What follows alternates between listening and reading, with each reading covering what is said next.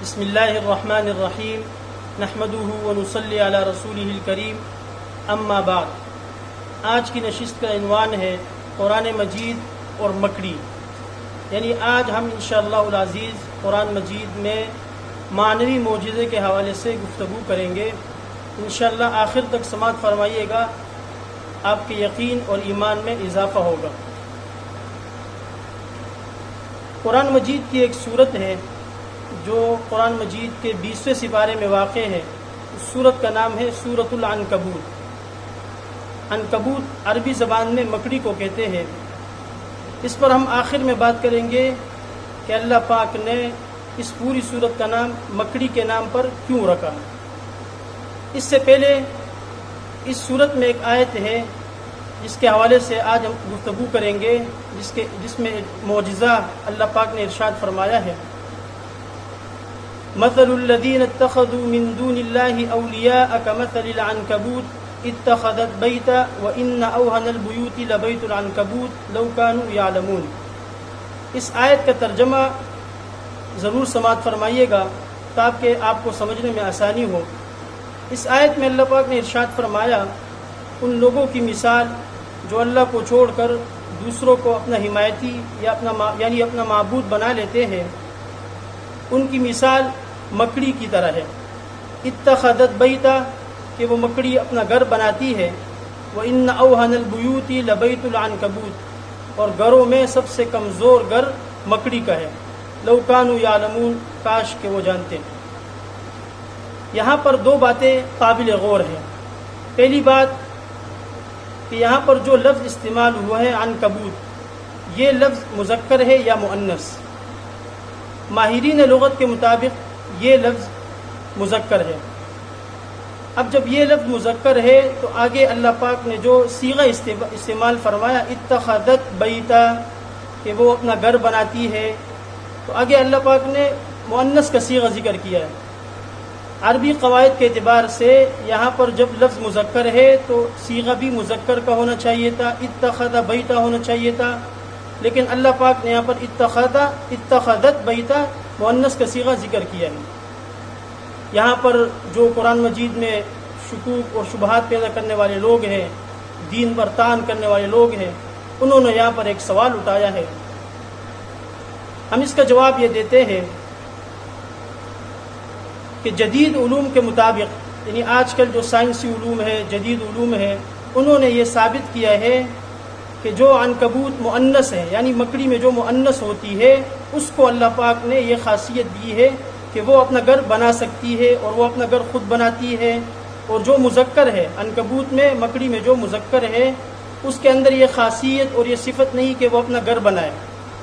اس کے اندر صرف یہ خاصیت ہوتی ہے عنکبوت مذکر میں کہ وہ صرف ان خطوط کو، جو مکڑی کا جو جالا ہوتا ہے، ان کو استعمال کر کے ان سے نکلنا کیسا ہے اور اس گھر میں آنا کیسا ہے، صرف وہ یہ جانتا ہے۔ اس کے علاوہ یہ گھر بنانا کیسا ہے، اس کی ڈیکوریشن کیا ہوگی اور اس کے جال کیسے بچھانا ہے، یہ سب کام صرف مکڑی جو مؤنث ہوتی ہے اس کا کام ہے، وہ کرتی ہے۔ اس لیے اللہ پاک نے یہاں پر یہ معجزہ ظاہر کرنا تھا کہ یہ جو مکڑی مؤنث ہوتی ہے، اس کو اللہ پاک نے یہ قدرت دی ہوتی ہے کہ وہ اپنا گھر بنا سکتی ہے۔ اس لیے اللہ پاک نے یہاں پر مؤنث کا صیغہ ذکر کیے بجائے اتخذ کہنے کے۔ تو یہاں پر اللہ پاک نے ہمارے ایمان و یقین میں بھی اضافہ کیا۔ وہ کیسے؟ وہ اس طرح کہ آج تک سب لوگ یہی سمجھتے آ رہے تھے کہ یہ عنکبوت، کسی کو یہ معلوم نہیں تھا کہ یہ گھر بناتا کون ہے، مذکر بناتا ہے یا مؤنث بناتی ہے۔ تو اللہ پاک نے اس آیت میں اتخذت بیتا 14 صدیہ پہلے یہ ارشاد فرما دیا کہ یہ خاصیت اللہ پاک نے صرف مؤنث کو دی ہے۔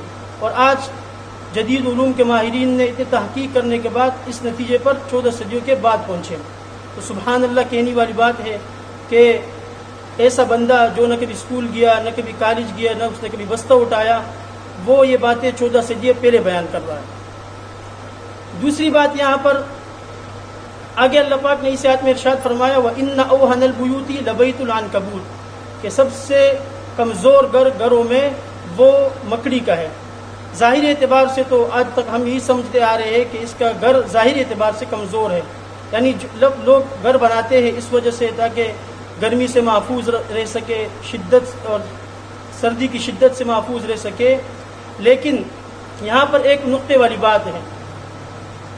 تحقیق کے مطابق، جدید علوم کے ماہرین کی تحقیق کے مطابق، جو عنکبوت مذکر ہے اور مؤنث، یعنی مکڑی میں جو مؤنث و مذکر ہوتی ہے، ان دونوں کے ملاپ کے بعد جب ان کی اولاد پیدا ہوتی ہے، جب ان کے بچے پیدا ہوتے ہیں، تو جو مؤنث مکڑی ہے وہ یہ کام کرتی ہے کہ وہ اپنے خاون یعنی عنکبوت مذکر کو، مکڑی مؤنث کو قتل کر کے گھر سے باہر پھینک دیتی ہے۔ اب کچھ عرصہ گزرنے کے بعد جب ان کے اولاد یعنی ان کے بچے جب بڑے ہو جاتے ہیں تو یہ بھی یہی کام کرتے ہیں کہ یہ سب سے پہلے اپنی ماں کو قتل کر کے اس گھر سے باہر پھینک دیتی ہے۔ تو ظاہری اعتبار سے تو یہ گھر کمزور تھا ہی، لیکن معنوی اعتبار سے بھی یہ گھر انتہائی کمزور ہے۔ اس لیے اللہ پاک نے فرمایا لو کانوا یعلمون، کاش کہ یہ لوگ جانتے ہیں۔ آخری بات جو میں نے کہی تھی شروع میں کہ اس پوری صورت کا نام اللہ پاک نے اس مکڑی کے نام پر کیوں رکھا، حالانکہ اس آیت کے شروع میں فتنوں کا ذکر ہے۔ احسب الناس ان یترکوا ان یقولوا آمنا وهم لا یفتنون۔ اسی طرح آگے آیت میں ارشاد فرمایا ہے اللہ پاک نے ومن الناس من یقول آمنا باللہ فاذا اوذی فی اللہ جعل فتنة الناس کعذاب اللہ، یعنی اس پوری صورت میں تقریباً فتنوں اور آزمائشوں کا تذکرہ ہے۔ تو اللہ پاک نے اس صورت کا نام مکڑی کے نام پر کیوں رکھا؟ ان دونوں کے درمیان کیا مناسبت ہے؟ عنکبوت میں یعنی مکڑی اور ان فتنوں میں کیا مناسبت ہے؟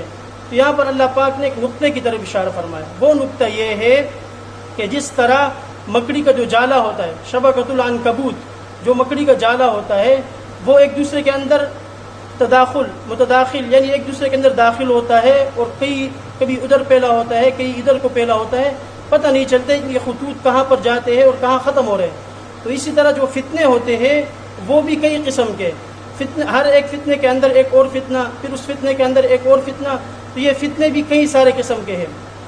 تو جس طرح اللہ پاک نے فرمایا کہ مثل الذین اتخذوا من دون اللہ اولیاء کمثل العنکبوت، کہ جو لوگ اللہ کو چھوڑ کر اوروں کو اپنا معبود بنا لیتے ہیں، ان کی مثال اس مکڑی کے جالے کی طرح ہے۔ یعنی جب کوئی اللہ کو چھوڑ کر کسی اور کو اپنا معبود بنائے گا تو وہ ان فتنوں میں پڑ جائے گا اور ان فتنوں کے اندر ملوث ہو جائے گا اور کبھی اس کو ایمان کی دولت نصیب نہیں ہوگی۔ لیکن جو لوگ اللہ کو، غیر اللہ کو چھوڑ کر، سب چیزوں کو چھوڑ کر صرف اللہ کو اپنا معبود بنا لیتے ہیں، تو انشاءاللہ العزیز اللہ تعالیٰ کی مدد سے کہ جس طرح مکڑی اپنے گھر سے خود نکلنے پر قادر ہو جاتی ہے، تو انشاءاللہ العزیز جو بھی اللہ پاک پر ایمان لائے گا اور یقین کے ساتھ ایمان رکھے گا تو اللہ پاک اس کو ان تمام فتنوں سے محفوظ رکھیں گے۔ وآخر دعوانا ان الحمد للہ رب العالمین۔